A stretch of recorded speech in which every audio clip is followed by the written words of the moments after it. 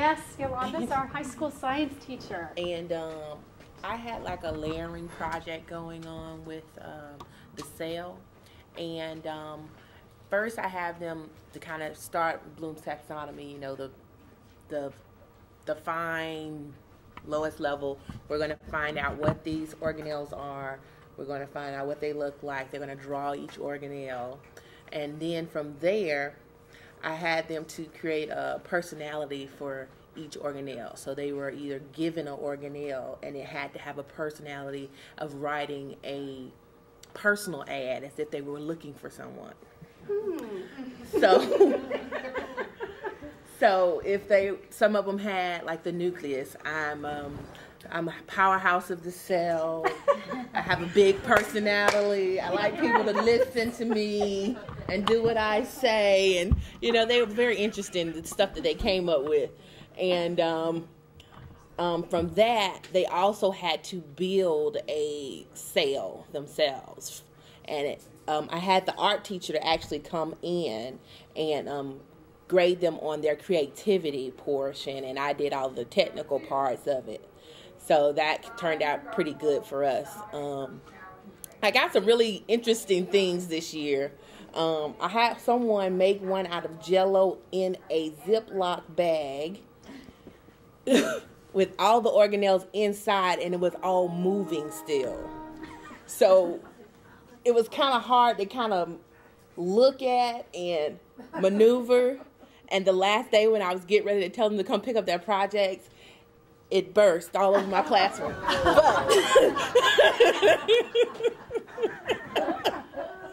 I got some really cool sale projects this year, and they were very excited about what they were doing.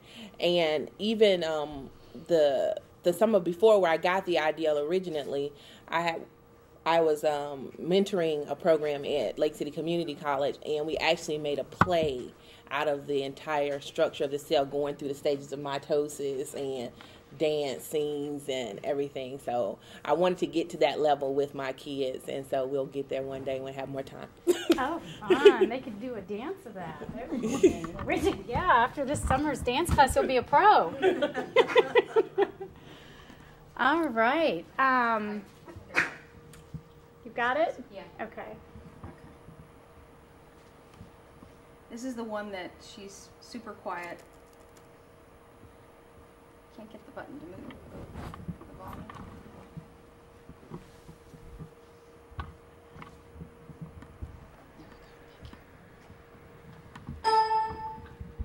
What happened? It's not. Oh. I wish there was something that I could help you take it home. Well, I wish there was something to do as well, but there's no need for a conversation. The RE section on the iCuffed website, they want to have examples of things. I wanted to ask her, what was the name of the book that you did? You said you read a pre-reading or something with gargoyles? I pulled some background history from the internet on animal gargoyles, but I can give you the website. Thank you. Phil? Yeah, sure. And somebody want to share while he's setting up? I will.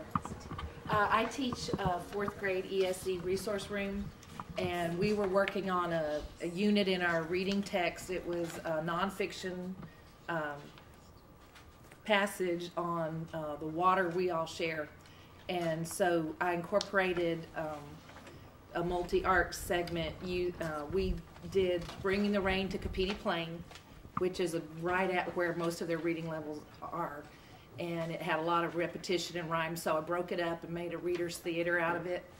And then we created rain sticks after we did the Kapiti Plain segment. And the ones that have the most trouble paying attention, it just amazed me how much focus they could put on that paint going on that cardboard tube. It was amazing.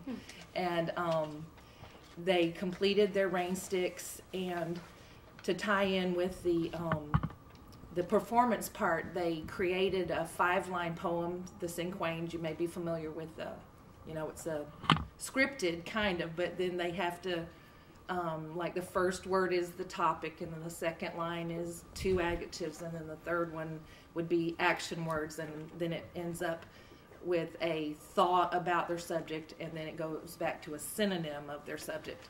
And everyone successfully did their poem, and so after creating, then we performed. They took turns reading their poems and showing their classmates both their rain stick and the picture that they had illustrated their poem with. And then after each one shared, then we asked for responding, the critiques part. And it was a stretch to get them to say, well, I liked it. Why did you like it? But it was an introduction to it. And they had a good time with it. And I think it really raised the level of engagement on something that might have been less interesting for them. And then afterwards, I posted it in the hallway as a little mini gallery for the whole, building to enjoy. So that's how I incorporated it. Very good. Excellent. All right. Well, I've also brought these. This is like after our second session. I did it. It was nature of God versus the nature of the devil. It's my Bible class. So just so you can look at that. Well, all right. I will try. Tell us again what grade. I do 5th grade. I will. Now, part of my right side brain was active when I did this video, so. Well, you can tell in your.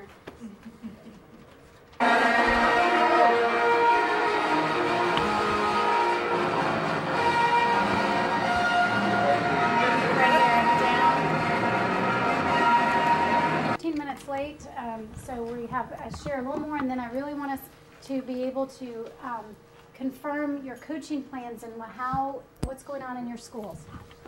I won't show you the video only because my husband made fun of me while he was watching it. He was helping me take it from the camera to the thing, and the sound was off. And I did a thing on an adjective monster, and I kind of did backwards from what most of you guys did. I'm the art teacher, so I went into the classroom, and they did the ink blot, the old-fashioned, where you take the ink on one side, squish it together, and you have two. So we talked about symmetry, yada, yada, yada.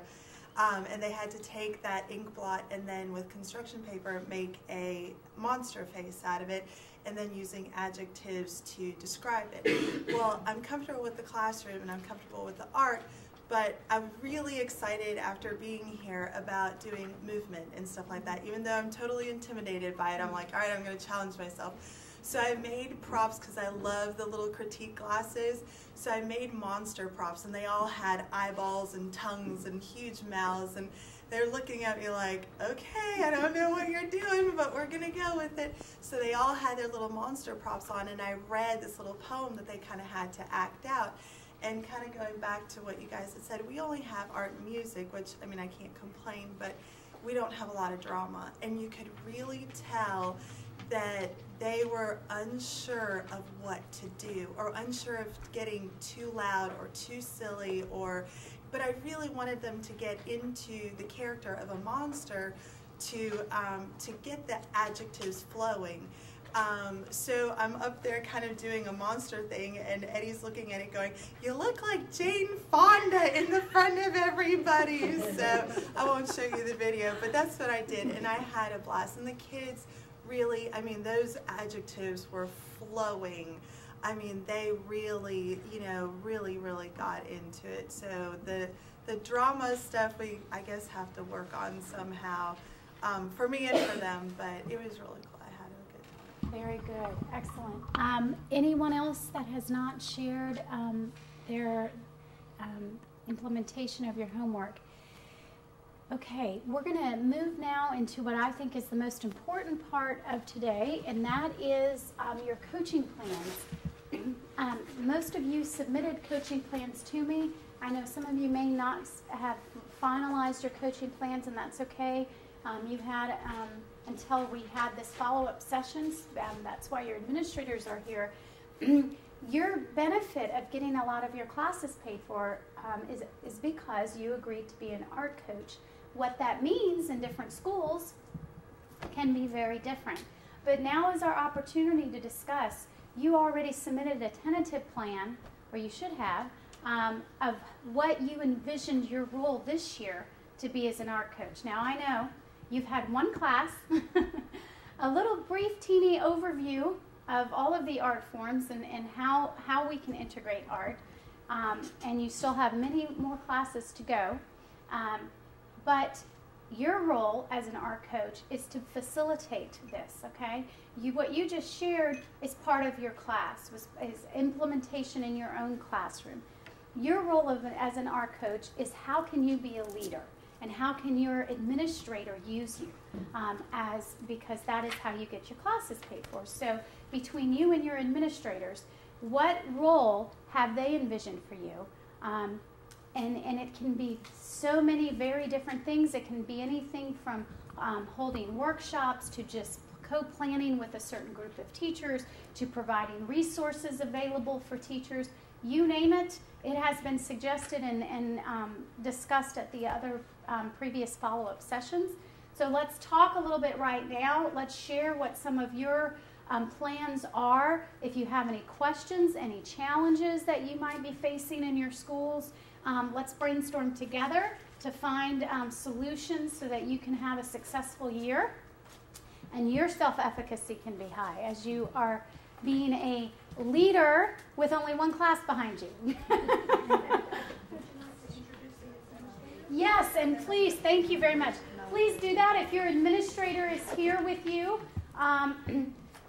please introduce them when you discuss your coaching plan. And administrators, we would love to hear your feedback too and your input or any questions, comments that you may have. So.